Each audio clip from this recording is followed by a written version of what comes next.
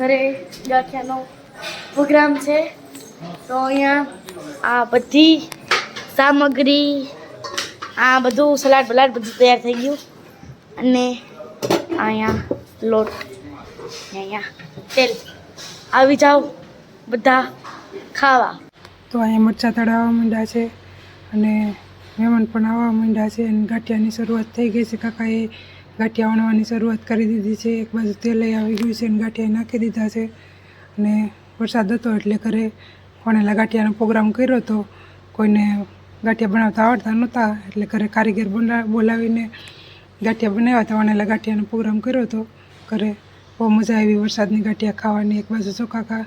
લોટ પણ તૈયાર કરે છે અને એક બાજુ ગાંઠિયા પણ વણાય છે બધાએ બહુ ગાંઠિયા ખાધા બહુ મજા આવી ગાંઠિયા ખાવાની વરસાદ હતો એટલે આ તો ગાંઠિયા વણાય તળાઈને તૈયાર થઈ ગયા છે આ બાજુ ડીશો તૈયાર થઈ ગઈ છે બાજુમાં દેવા માટે ગાંઠિયા મસ્ત ડીશો તૈયાર થઈ ગઈ છે આખી ગાંઠિયા એક નંબર લાગ્યા તમને કેવા લાગ્યા એક નંબર છે કાકા મસ્ત બનાવ્યા ગાંઠિયા રૂ જેવા પોસા પોસા તમને કેવા લાગ્યા તને ગાંઠિયા કેવા લાગ્યા મસ્ત મસ્ત કેવા લાગ્યા હા આવા મસ્ત મસ્ત ચાલો ભાઈ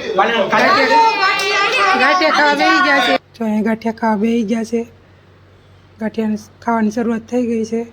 ખાવા તો અહીંયા પણ બીજી પંગત પડી ગઈ છે અને ગાંઠિયા ખાવા માંડ્યા છે અહીંયા લોકો પણ જેન્ટ્સ લોકો પણ બેસી ગયા છે જમવા માટે દીવો છે કે ઊભી થઈ નથી જમવાની એક બાજુ બધા ગાંઠિયા ખાઈ ખાઈને વતનના ગપાટા મારવા બેસી ગયા અને ઓલી